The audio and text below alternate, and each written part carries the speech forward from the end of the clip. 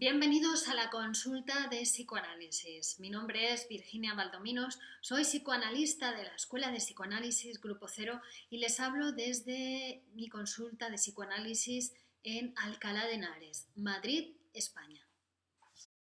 En este vídeo les voy a hablar de la neurosis obsesiva, más conocida en la actualidad como trastorno obsesivo compulsivo o TOC.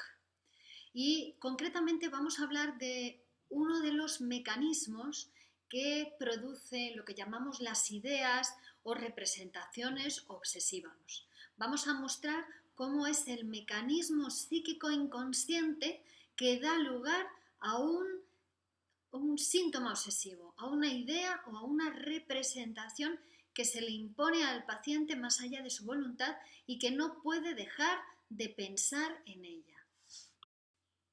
En toda obsesión encontramos dos elementos. El primero de ellos es una idea que se impone al paciente de una manera obsesiva.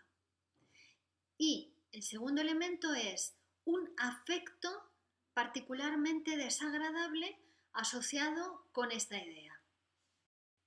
Este afecto puede ser la duda, la cólera, el remordimiento, etc. En muchas ocasiones el estado emotivo, el estado afectivo es lo principal en la obsesión. Lo principal en el sentido de que permanece inalterado, es siempre el afecto, el remordimiento, la duda, y lo que va cambiando es la idea obsesiva a la que se asocia este afecto.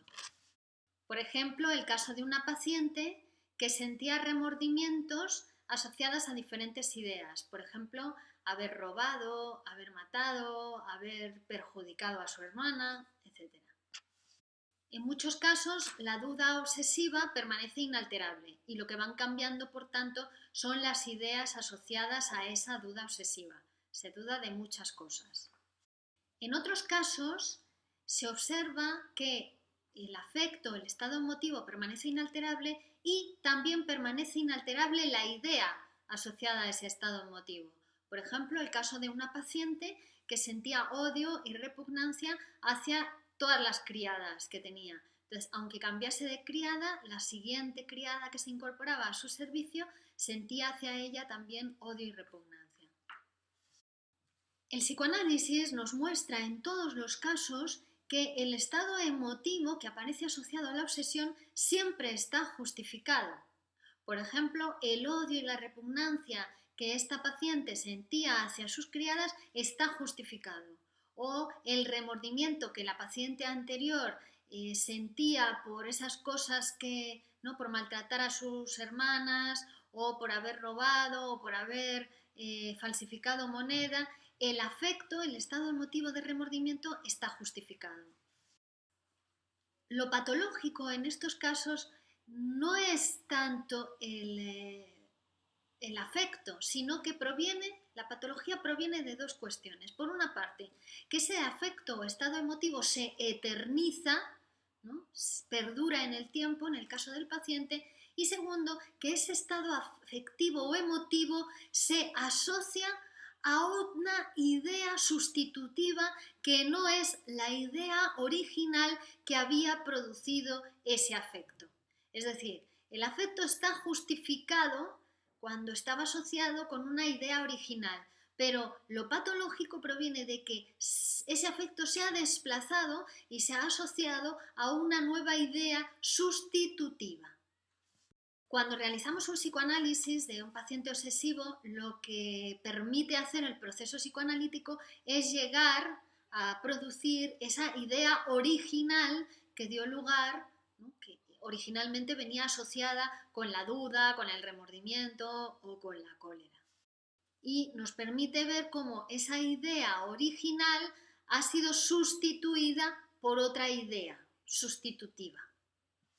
La idea original que produjo el afecto penoso es una idea que tiene que ver con la sexualidad infantil del sujeto y que produce en él ese afecto, ese estado emotivo de duda o de remordimiento o de enfado. Pero, como hemos dicho, el paciente no quiere saber nada de esa idea, ¿no? Ha aplicado un proceso de represión, ¿no? De no querer saber nada de esa idea original que dio lugar a ese afecto.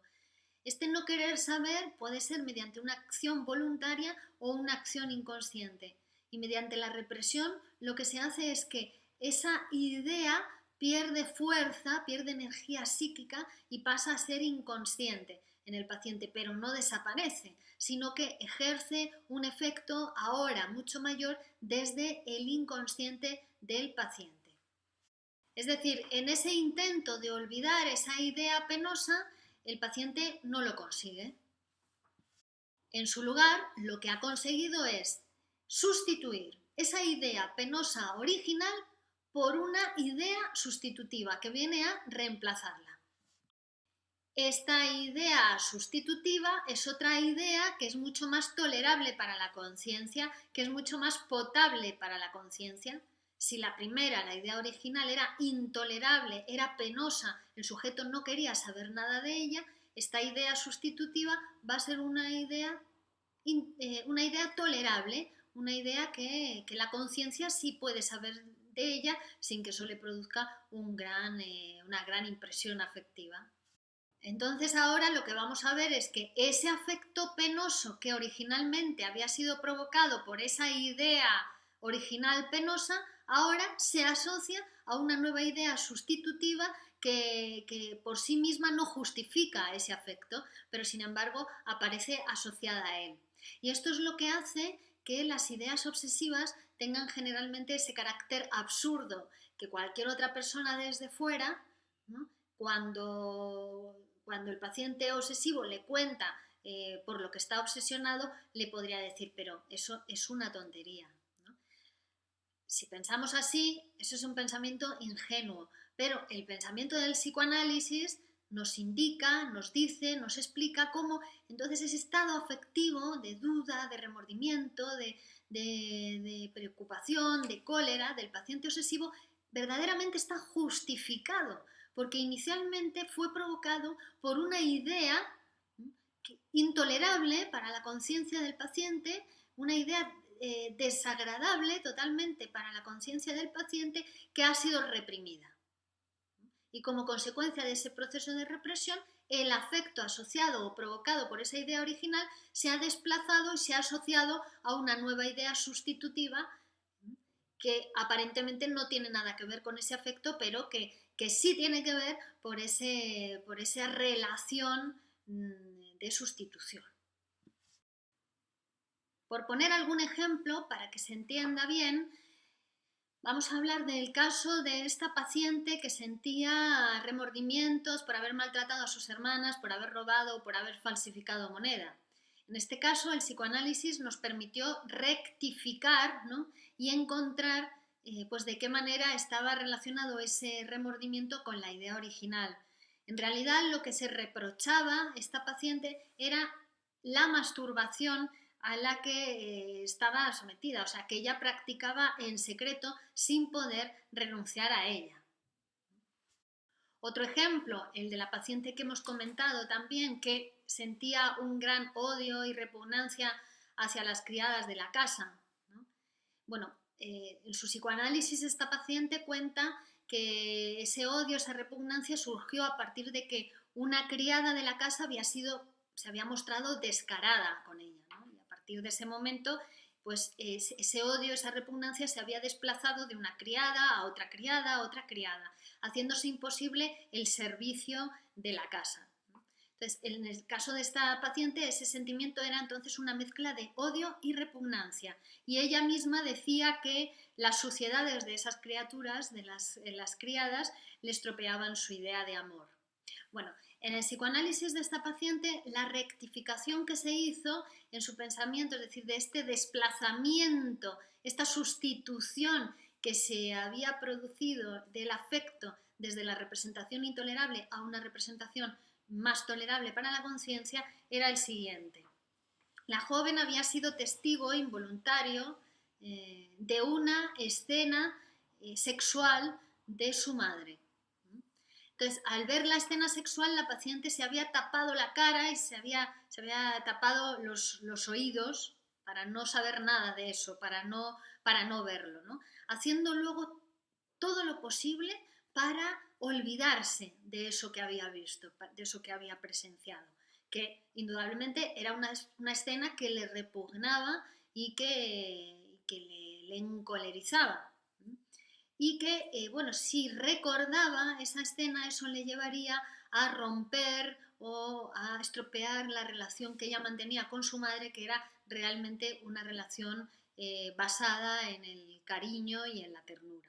Entonces, cuando ella intenta reprimir esa visión, esa escena que ha visto, esa idea, esa representación, ese recuerdo, ella intenta olvidarlo, es decir, eso se llama represión.